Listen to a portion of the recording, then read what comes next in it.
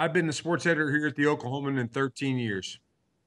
And during that time, we've gone from a bunch of people who just printed a newspaper that was lapped onto the web every night, sort of dumped right after deadline, about 12 o'clock, to a staff that is curating, shooting iPhone video, blogging. I just got off of a Thunder Thursday Hangout, which is a Google Plus, Google Hangout deal we do every Thursday. It's sponsored by a car dealer just outside of Oklahoma City. And we get our Thunder coverage team, which includes two columnists, two beat writers, and myself, and we just talk about the latest issues with the Oklahoma City Thunder. So I once had Brent and my common friend, Dean Blevins, stopped me one time on my way through the media line at the Oklahoma City Thunder game and said, "Mike, you're on TV more often than I am." What he actually meant was you're on video more often than I am. And that's just because of the nature of our business, what it requires of us. Anymore, if you're a sports editor, this is the job. So I'll tell you a funny little anecdote about that. And then maybe it'd be best to start with questions and we can lead into other things. When I was a kid, I wanted to be a sports writer. From the time I got Sports Illustrated delivered to my house in 5th grade, it was a Christmas present I received. I remember the cover of it was the Baltimore Colts beating the Dallas Cowboys at Super Bowl V. Think about that for a second. Super Bowl V. I think we just had Super Bowl 49. Is that right, Brent? Yeah. So I'm an old guy, and I got this Sports Illustrated in the mail, and I saw the Colts playing in Miami.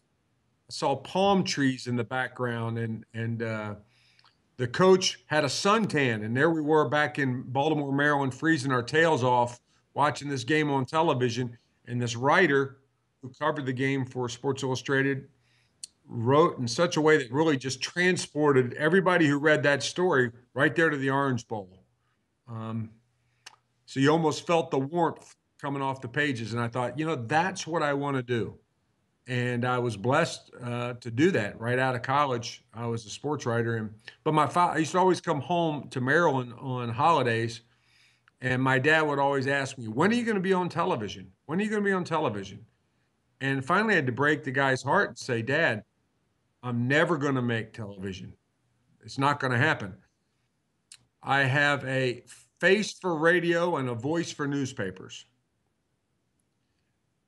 Anyway, yeah. Well, the need for content, the convergence of the media swept this voice and face right into the digital age. So here we are, and here your class is talking about the ethics of it. So I'm curious if someone would sort of bring me up to speed on sort of what's on your mind, what questions you might have for me, or what I can talk about that's relevant to your conversations.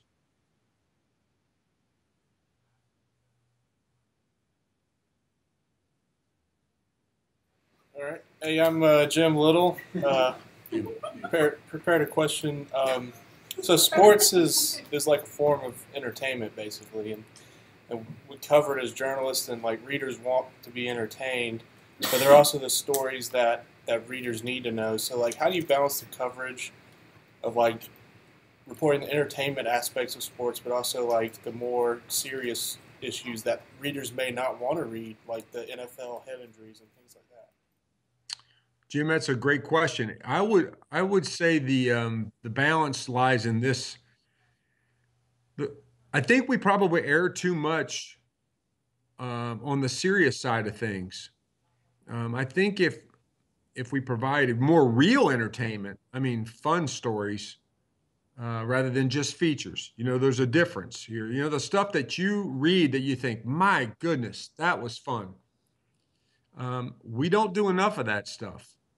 And so many times we get caught in between, not quite hard hitting and not quite serious enough to really change things, and not quite funny to make people want to come back for more. But I'll tell you how when we're doing it the right way, what we're doing, and that is, what's the compelling question, and how are we going to answer it?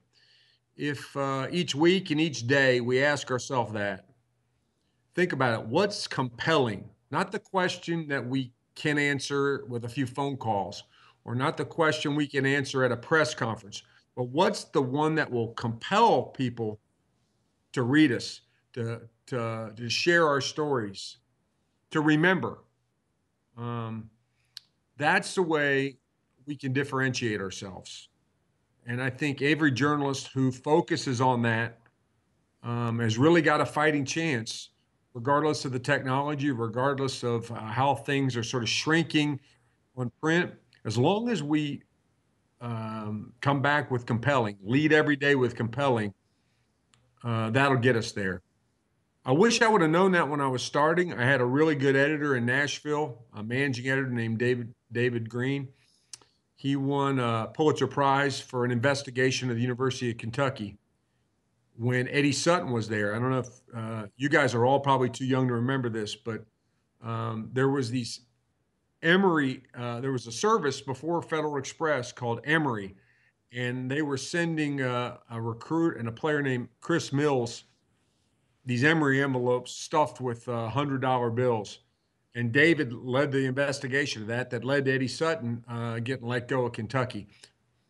But there's not always a smoking gun, but there always is a compelling question. And answering that is the way I think we need to differentiate ourselves. Does that answer your question? Yeah, yeah. And then just while I have you, you're in an editor position at your paper. Like, what if you're hiring an entry level journalist? Like, what are the qualities you're looking for in a new journalist?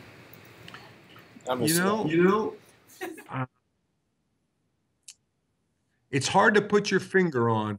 It could be sparkling writing. It could be a dogged reporting. It could be a story idea that I never conceived. But really, it's not that much difference than like maybe a coach who sees a player from another team and says, "We need that player on our team." That's the kind of person we need on our team. They're beating us with stories. They're thinking of things and doing things that we have never done, and I see how readers respond to them. I haven't hired this guy yet, but I'll give you an example. There was a student coming out of University of Missouri last year who decided he wanted a job so much he went on a tour across America, just showed up on the doorstep of some sports editors, Austin, Oklahoma City, Indianapolis, with a bunch of resumes and a desire to get a job. And now he's working as a features writer in Wyoming, but his time is going to come. He gets out of the press box. He goes to the road less traveled. And he's doing the kind of stories that you don't really see all the time. And that having a bunch of people like that, that's our competitive advantage. I don't know if that answers your question, but there's many paths to doing that. Blaze your own. Hi, I'm Allie Davison, and just kind of following off new entry journalists. What is the most difficult thing you see young journalists struggle with? Obviously, with the fight to get news first, I feel like that's something that happens a lot. But what, in your personal opinion, do you see young journalists struggle the most with when they first enter the real world? Well, I think one of the things is to know the difference between reporting and opinion. One of the things we get a lot, not coming from schools or classes like yours, but There's this flood of people who think that just because they watch games on television and they have an opinion about those games, then people will naturally want to read them and follow them. There's some really great stuff being done by people who fall into that um, sort of that heading. But you have to be writing things and presenting ideas that nobody else has thought of. Just a blog about last night's Thunder game, written for you know some of the Bleacher Report is excellent. Bleacher Report is hiring guys from the New York Times. There's somebody to watch. But there's also people writing for Bleacher Report that are just sharing stuff that they saw and talked about with their buddies. And I think there's so much blogging going on right now that people have sort of forgotten that facts and analysis are the coins of the realm. There's so many tools at your disposal to be able to harness facts and make sense of them and help people see things that they wouldn't normally be able to see without you. And that goes way beyond whether you think Russell Westbrook is a point guard or not. I think that's something that I see a lot of people struggle with. And when they come to us with internships, we don't really have a need for that. What we have need for is people who can go out, find stories that we don't know about, get interviews, and insight that we couldn't get. And that stuff is not very often found sitting on your rear end at your kitchen table. Great. Hope I answered that. You did. Thank you. Hey, how are you? My name is CJ Holmes, and I'm an aspiring sports writer. And first and foremost, Russell Westbrook is not a point guard, but that's a story. That's a story for another day. But on the same topic of the team, since the Sonics came to town in 2008, the team has earned 4 straight division titles, a conference title in 2012, and a trip to the NBA Finals in the same year. How has that team uplifted the community, and what impact did they have on your career? What has it been like watching that franchise grow right before you guys? That's a good question, CJ. I'll take the Westbrook thing before I get into that, though. That's such a great topic. On our Thunder Thursday hangout, we talked about this very thing, and you have the same viewpoint as our Thunder beat writer, Darnell Mayberry. Darnell is a bit of a perfectionist, apparently. I guess Russell Westbrook's 13 to 19 shooting in the first half last night in New Orleans isn't good enough for him. I guess Darnell and guys like you go back to the days where point guards had floppy hair and floppy socks. They held up 4 fingers and walked the ball up the court. I tend to like my point guards able to break down a defense, and the defense breaks down and breaks its ankles when Russell Westbrook goes to the hoop. So I'm gonna disagree with you there. Now on to the question of the Thunder. Kevin Durant is the Will Rogers of his time, and by that I mean, again, I'm sounding like an old guy, but Will Rogers was a political satirist. He was a comedian. He was a newspaper columnist. He was, in his age, the most well-known Oklahoman globally by far, and one of the most well-known people in America. And Kevin Durant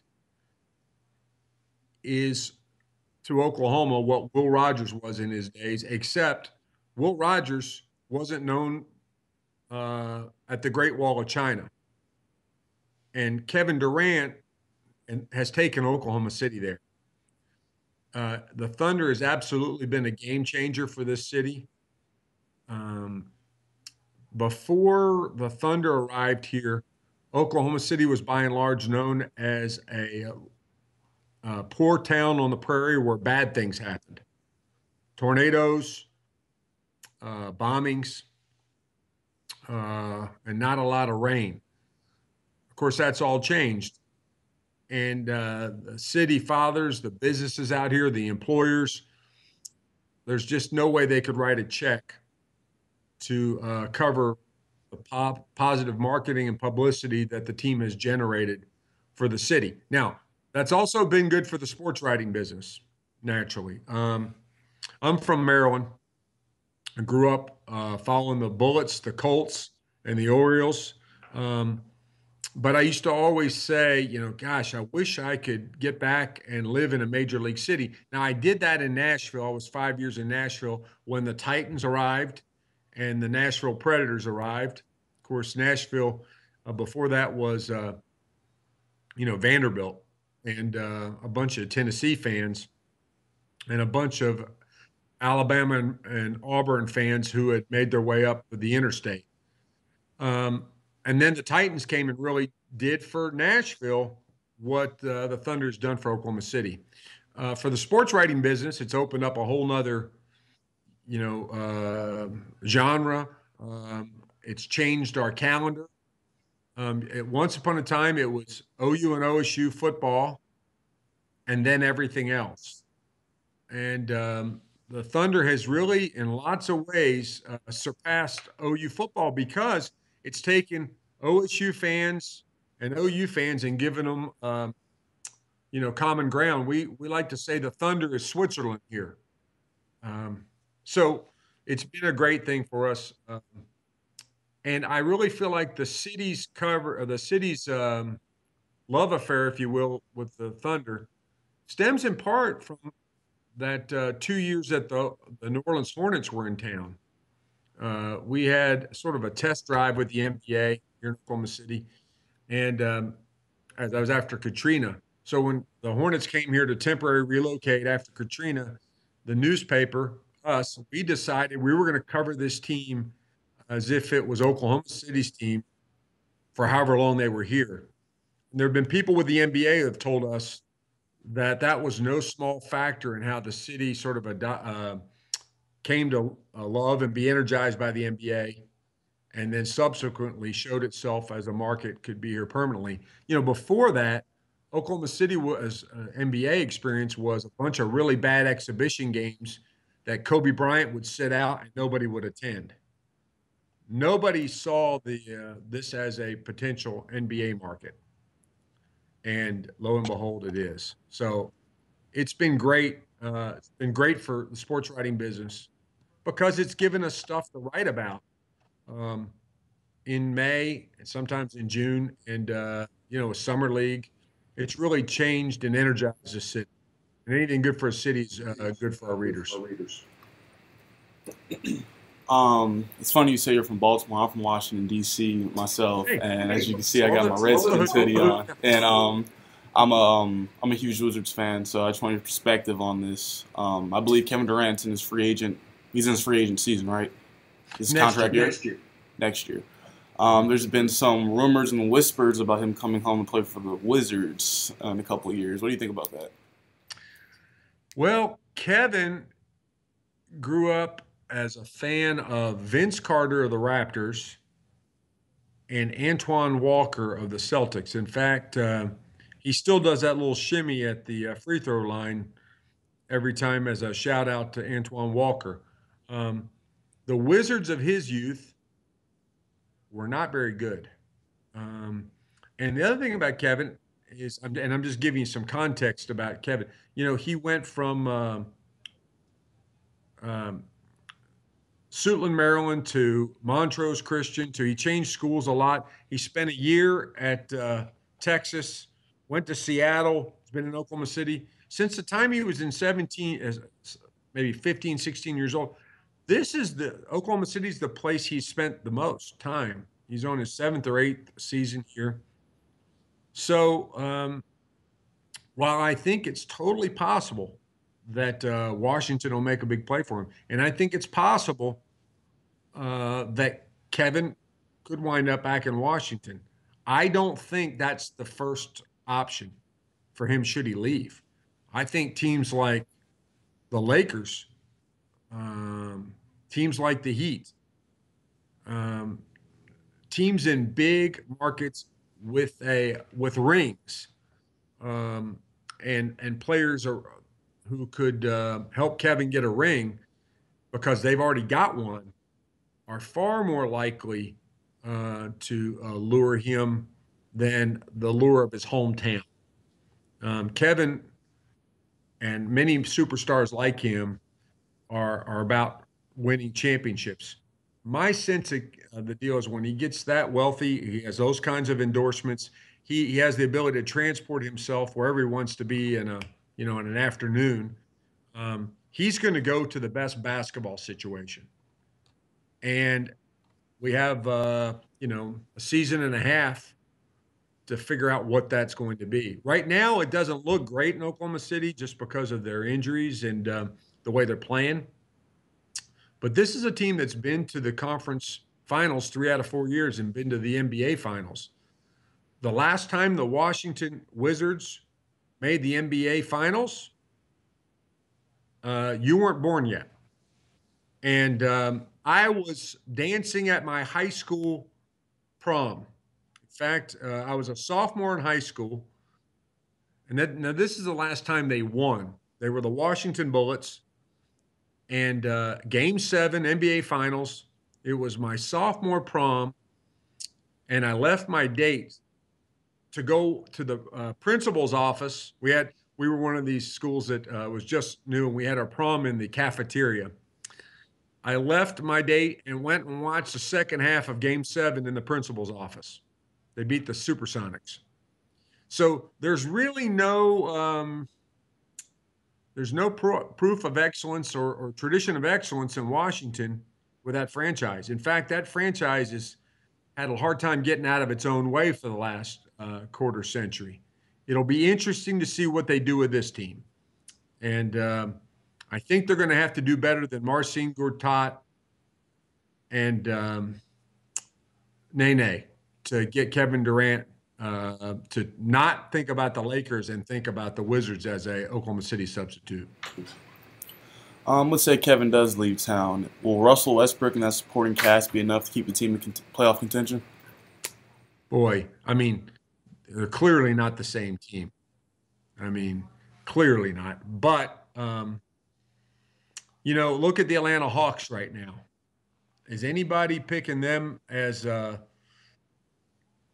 who thought they were going to lead the East when the season started? Who thought of them as a title contender? And they may yet prove that they're not.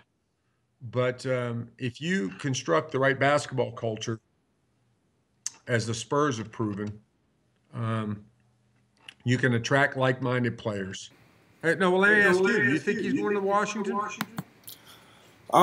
It's a long shot, definitely a long shot. But I think Bradley Beal, John Wall. I think we got a nice young core of talent, and adding in a player like Kevin Durant that can really take the franchise to the next level and really elevate them over teams like the Raptors and Cleveland, and those title contenders in the Eastern Conference. I think that backcourt plus Durant will be better than most of the starting fives in the East.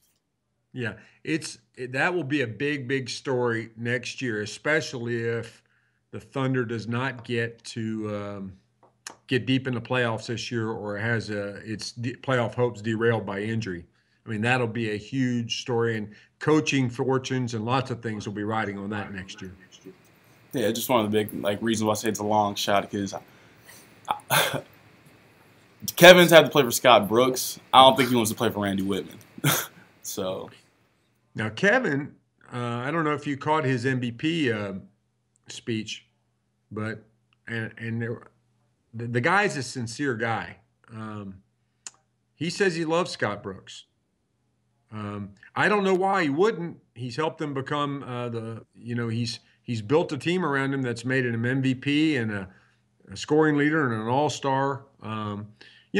It's easy now to sit here and think that Kevin Durant, we all knew he was going to be this incredible talent. And we knew after he played college basketball that he was going to be great. But his first year in Seattle, there were people writing that he was just going to be a chucker, that he scored 20 points a game. He was going to be a string bean who just camped out at the three-point line and shot it. So who knows what's going to happen. Thank you so much. You bet. Hey, my name's Hi. Blair. Hi. Oh, okay. Okay, my question is, well, we went to cover a basketball game, an Auburn basketball game, and I have grown up an Auburn fan, and I found it really tough when Mr. Weber was saying, you can't cheer for Auburn, because when something would happen and something good would happen, I'd want to cheer and, yay, we're Eagle. But I didn't know, like, how can you distinguish being a fan and being a reporter? Like, what's your best advice to step? Okay, well, don't feel bad, first of all. Most of us, the most common path to being a sports writer is being a sports fan. The first advice of good writing that I ever got was write what you know. And if you know sports, lots of times that means you know it because you're a fan of it. So, I also think the fan skin is something you shed over time. You first start off by saying, hey, let's make it through a game without cheering out loud. Maybe I'm going to cheer to myself, or I'm going to, I might smile a little bit when they score. So it's natural to be a college student and be interested and excited about the team. But what you find is the more you get to know people, the more you get to know the people behind the team and not just the game. You go behind the scenes. They're people like you and I. Some of them aren't that much fun to be around. So that can help drain the fandom out of you. You know, if you have to. Paul Jones says his office is looking into circumstances surrounding the chief. They're doing a live hit right now, so. And how it could possibly be used by defense attorneys if Vines was called to testify against their clients during criminal cases. In September, Lafayette Police Chief Kenneth Vines took the stand inside a Chambers County courtroom, and he lied about altering documents in his divorce case. He later apologized in a letter to the judge who ordered Vines to pay a $100 fine or serve 5 days in jail. This is pretty cool. We can get right down to Lafayette it. Councilman Michael Ellis says city employees have been fired for less, and he asked the council to suspend Vines with pay pending an investigation. Ellis says his motion was not supported by the mayor or the council, but Mayor Barry Moody released this You statement. guys got a He nice says setup. because of the serious nature and the newness of the information, the council and I deemed it wise to fully and carefully consider all additional relevant and appropriate information prior to making any decision as to the proper course of action to be pursued. Now, that review began last Monday and is continuing, and the matter will be addressed. Now, we have reached out several times to Chief Vines for a comment on the situation. He has not returned our phone calls, and we could hear what the mayor and city council plan on doing, if anything, at the next city council meeting, and that could happen on Monday. Reporting News to Alabama, Elizabeth Wright, WTBM News 9. Well done. Well done. Sorry. It was good. Hey, that stuff happens in our world. One time, Bob Berry Jr. During the, hey, Brent, you'll like this story. One time, Bob Berry Jr., when the Olympic Festival was in Oklahoma City, Judd Heathcote, Magic Johnson's college coach, was up in front doing a press conference after one of the Olympic Festival games. And we're all sitting in there, and they go to a live shot at like 10:20 where Bob Berry Jr. is going live. And Judd Heathcote was so angry, he said, I'm not going to start talking until that guy shuts up. So anyway, okay, back to, we're talking about fandom. Once you get to know people, you get to know, and you're in the grind. You have to be around the team all the time. You're traveling. It becomes a job. And part of that job is that you don't see it quite the same way. Now, the trick is not to go from fandom, which is cheering for them, to jaded and cynical, because you know them and you know their frailties and you know their faults. The best way to think about it is to keep a servant's heart. And that is, these readers, your readers, my readers, they lead busy lives. They have to study for tests. They have to work part-time jobs while they're going to school. They have to read their kids' stories and make dinner and sometimes work two jobs. They can't go to all these games. They can't, or if they're at the game, they don't get to go behind the scenes and ask the questions. So you and I go for them. It's just like paying somebody to do your laundry, paying somebody to iron your shirts, paying somebody to work on your car, paying somebody to find out what's going on with your favorite team, your favorite program. We're in the service industry. And I hate to sort of make it sound less glamorous than it is, but really that part of it, and not, if you think of it that way, it helps take away some of the go team aspects of it. Does that make sense? Yeah, absolute sense. Thank you so much. You're welcome. You're welcome. Hey, I'm Lyndon Blake, Hi, Lyndon. and I was just wondering, when you graduate college and you're starting out in the industry and you have like your kind of set goal in mind, like what you want to do. I mean, I know you have to be like open, but your end goal, your dream. If say mine was like covering the NBA, like a Doris Burke or whatever, would the best way to get in that realm would be just to start like look for local stations in like the cities where the teams are, or like try to work directly underneath like the organization, like it wouldn't be like a reporting job, but just kind of like work your way up through the line. I think the best way to get the Doris Burke, the first thing I would do is I'd call Doris Burke, or I'd tweet her or do something like that, and I'd get her advice. And I would really want to know what path she followed. I don't know it myself.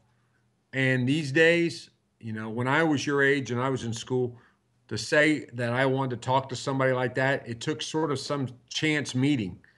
But with social media being what it is, and knowing that most people who get in those kind of positions are quite generous, they're really flattered that somebody would want to know or be interested in their careers, and so they're more than happy to answer your question. And if you admire Doris Burke and the things that make her excellent, I wouldn't be bashful about asking her.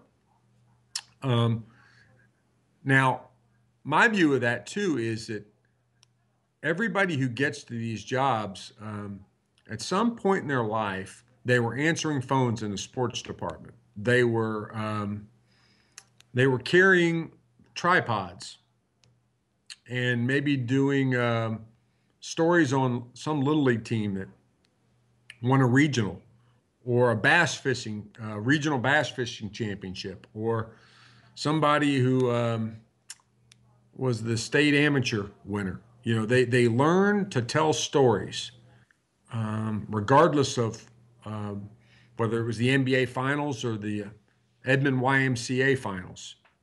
And if you can make the Edmond YMCA finals interesting to people beyond the parents, that interests people at ESPN. And then you demonstrate your knowledge of the game. I think being able to write, once upon a time, there was this thought that being able to project yourself on camera was the way to get on to ESPN. But what people forget is that the folks at ESPN and the people in front and behind the camera, they're all great writers.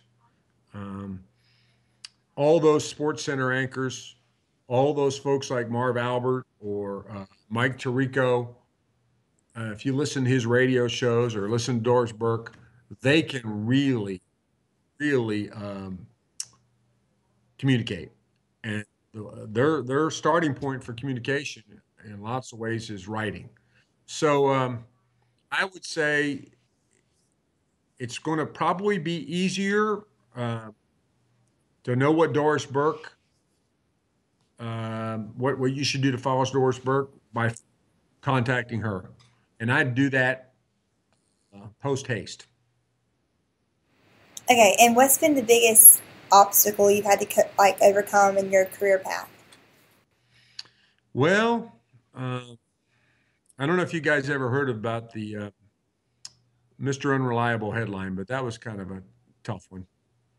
we had a huge headline last year during the NBA Finals, in which we took a line out of one of our columns about Durant and his struggles against Tony Allen in Memphis, and sort of about it, blew it up and made it a big headline and called him Mr. Unreliable over 6 columns.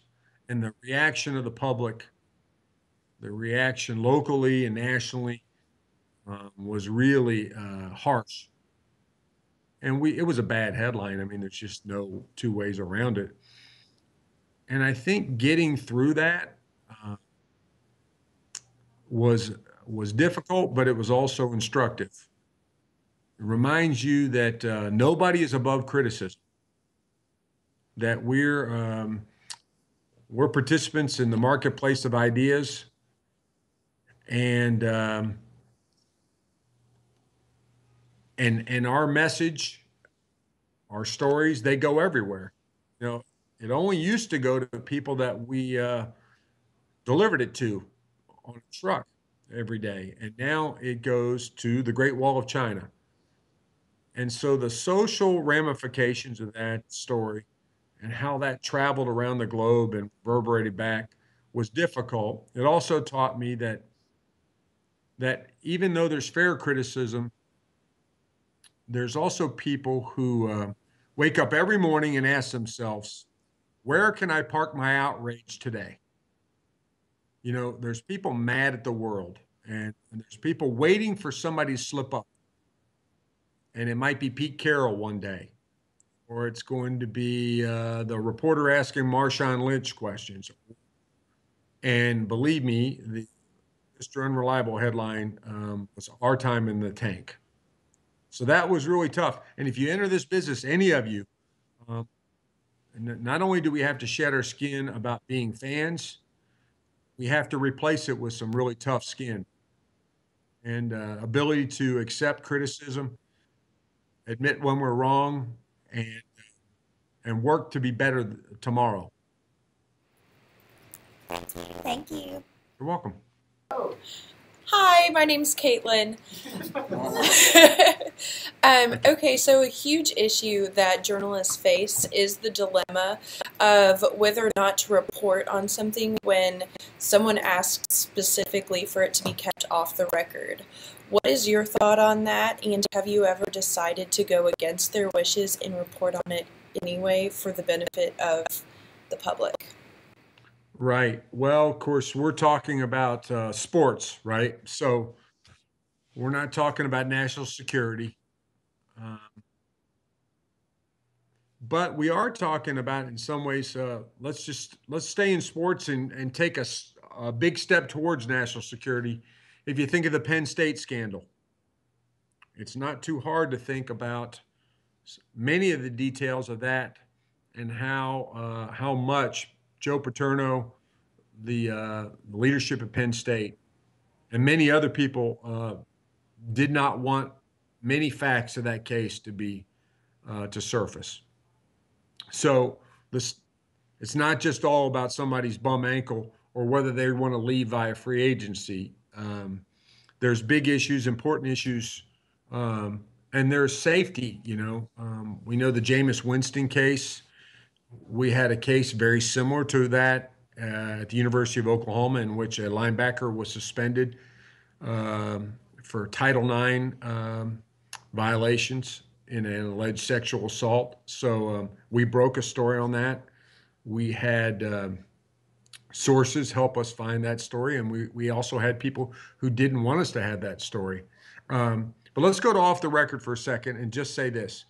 It's very important that we all establish a framework for our reporting, that we let the people we're talking to, that they know we're reporters, that they know that we're interested in what they're talking about, and they know that we're taking notes, and that we're asking questions not as just curious people, but as people there to do a job.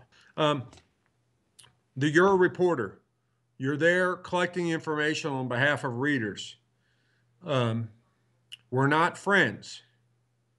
You know, one of the big problems we get into as journalists is we build relationships with people, and then we take that next step and we think we're friends. You know, friends are the people that you can walk into their house and open their refrigerator and get something out of it. P.J. Brown, who played here with the New Orleans Hornets and Oklahoma City Hornets, he had a really big disagreement with our beat writer because he told him that he didn't want to come back to Oklahoma City for the second year that the Hornets were here. And when we reported it, he felt like it was a betrayal of trust. And the reporter felt like that I was a bad guy for sort of pushing him to print that. But PJ never said, don't report this. This is off the record. He only wanted to be off the record after it was on the record. So, and our reporter was worried that he was going to harm his relationship with PJ Brown, to which I said, wait a minute. The guy he wants to leave. He's not going to be here next year. And you weren't getting invited to the family reunion anyway. You're there on behalf of the reader, and you told them that the starting center for this team isn't interested in coming back. That was important for our reader. Now, I've had reporters who really, I felt like, erred on the side of the relationship. They thought we were hiring them to be friends with some college basketball team and to be the buddies of the coaches. Well, those guys can find friends on their own. They don't need us to supply them. What we need is people who can go find information. And I think you'll always be respected. You might not be friends, but you'll always be respected if you let the people you're interviewing know what you're asking and why you're asking it. Does that help? Yes. My name is Megan. I have a question relating to sources. I had a source, and it was for a city council meeting, and it was with a council member, and he didn't show up to the meeting, and then never answered my calls, emails, and never was in the city hall when I stopped by. So, have you ever had a source that just, like, out of the blue refused to show up, and then how did you deal with that and get the source to talk to you? Well, in your case, this is an elected official who represents the interests of taxpayers, who ran for office under that responsibility. And it seems to me to be a topic of interest that somebody representing the public is not all that interested in speaking to the public. There's all kinds of ways, and one way might be to call them and say, I'm going to give you one more shot at answering my questions. And then I think I'm going to write about the links to which you've been willing to go to avoid my questions. I've seen stories like that. I've seen mentions in stories that so-and-so refused comment.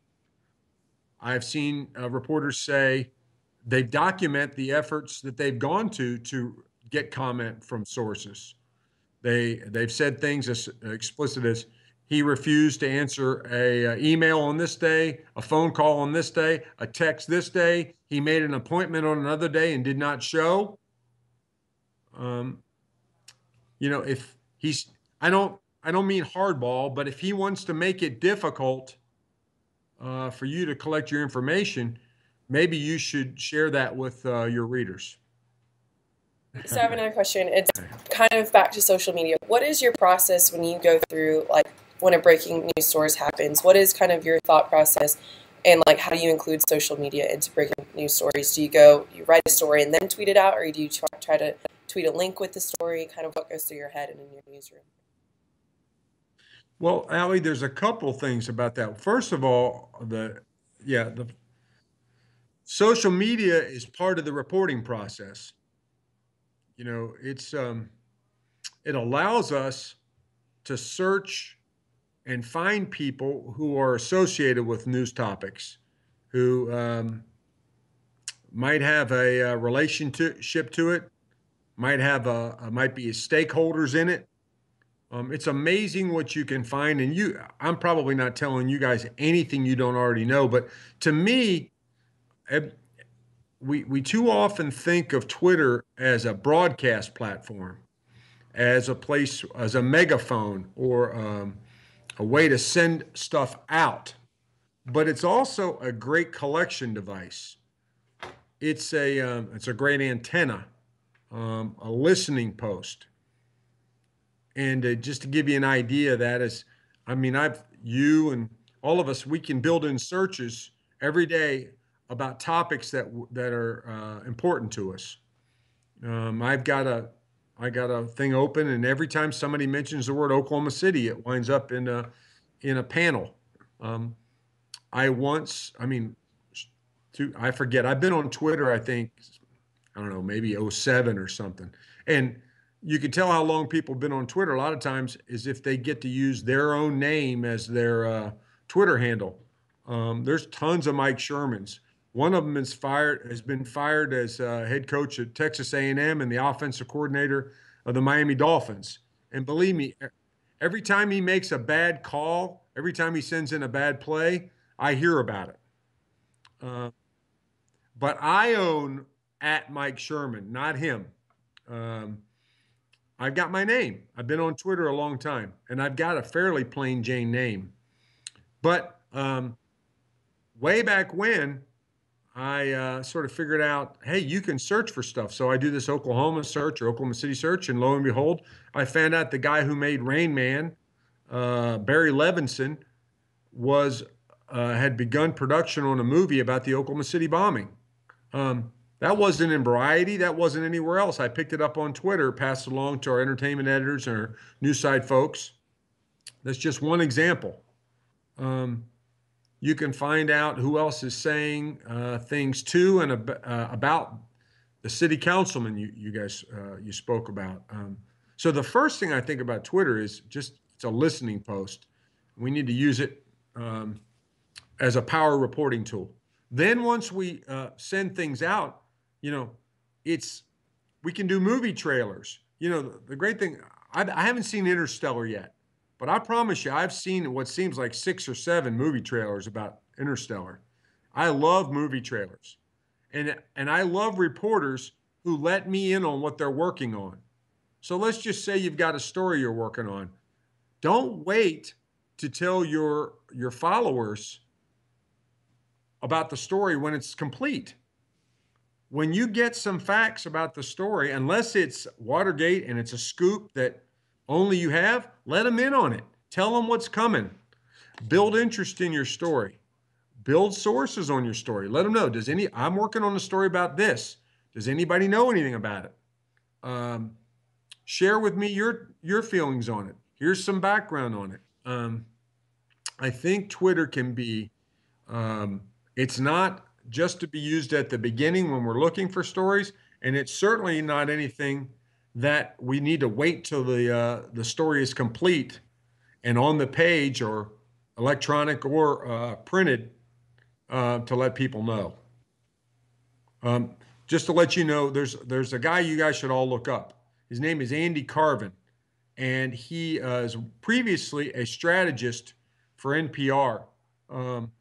He covered the Arab Spring, all those uprisings that were going on in Egypt and Libya and the Middle East 3 or 4 summers ago, when a lot of college-age students and 20-something and young people really decided, hey, we want something different here, and went to the streets. But he covered that whole thing sitting from his cubicle in Washington, D.C. He's been written about. He uses Twitter as a power reporting tool as well as anybody. You should look him up. Questions you guys are starting? Well, Mike, I'm going to throw one at you just because I'm glad it went this way. I'm glad we all talked about all kinds of things. It's great. But I did ask them to go look and read the Russell Westbrook exchange, Barry Trammell's article.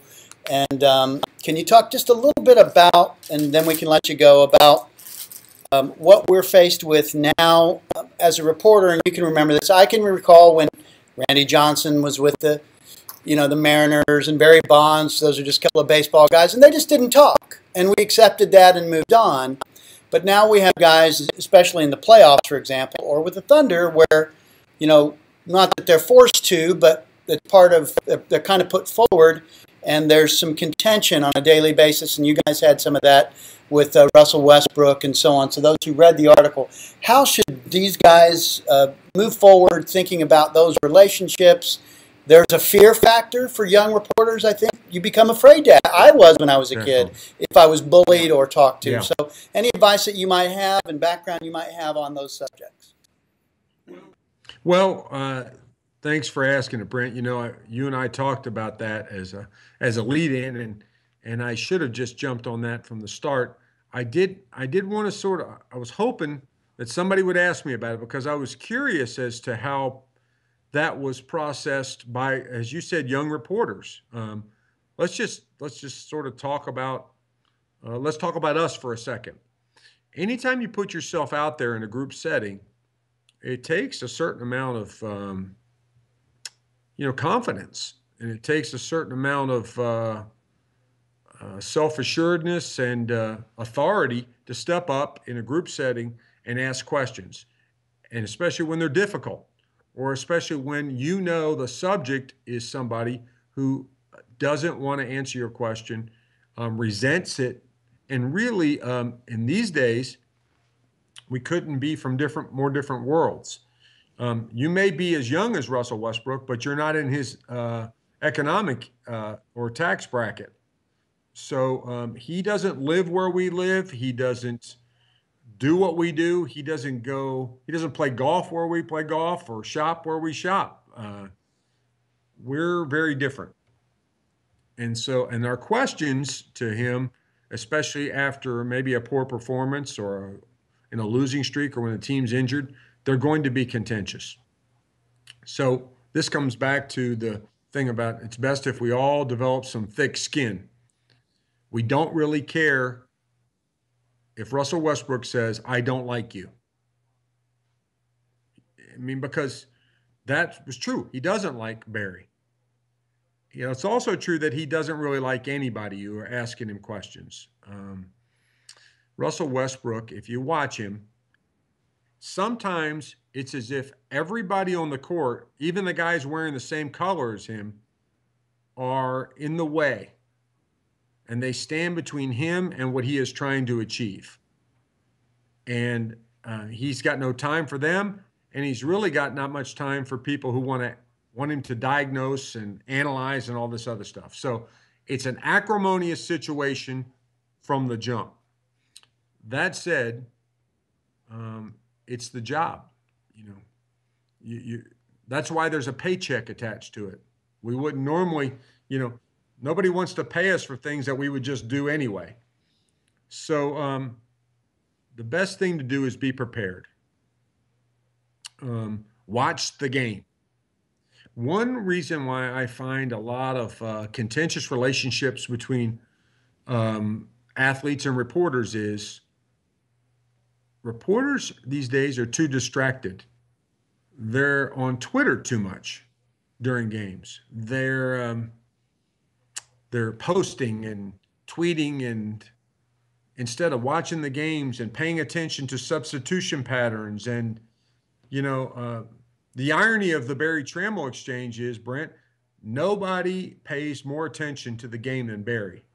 During every timeout, he goes to the stats and looks and sees what were the matchups, what were the who was guarding who. He knows exactly what was going on at the court, what was going on when they were out of the game, and he asked really good questions. Another guy who asked great questions is Ira Winderman of the Miami Herald. So I think we get in trouble sometimes, and Russell Westbrook had grown weary of a lot of questions that weren't really that good of questions. And there's some fatigue. Sometimes you can just take a couple days off and don't have to go talk to Russell Westbrook every day. It's as Barry wrote, I'd rather talk to an open Russell Westbrook once a week than a ticked off Russell Westbrook every day. That's a great point. Guys, any other last second questions for him? How about a War Eagle? War Eagle. War Eagle. War Eagle. I'd like to hey, follow me at Mike Sherman. Email me any questions. Anytime I can be of a service to a student journalist, please allow me to return the favor that people paid me years and years ago. And good luck to you.